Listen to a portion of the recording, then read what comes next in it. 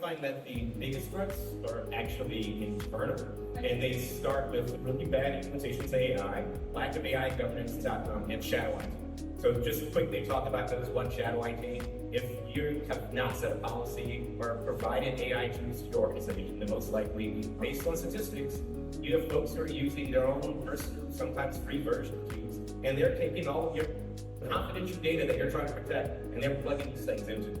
If you haven't set a policy for AI exploration, then you have folks who are using vibe coding tools to build out applications that expose API keys and passwords that don't meet normal security parameters if you had QA testing policies in place. I can go down the list of all of the internal threats. But what I have found in most organizations is that the AI governance policies are crap.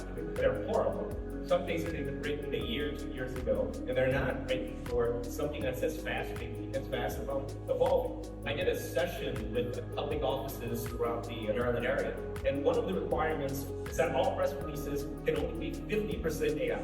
How do you enforce governance like that? How does a rule like that make any sense? I believe that the number one things that every company should do is start treating AI information just like you treat phishing and security threat.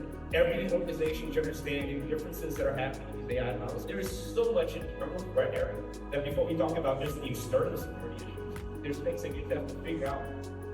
Think about this the right way to make sure that your organization has the policies in place to protect itself. I can promise you most of them do not.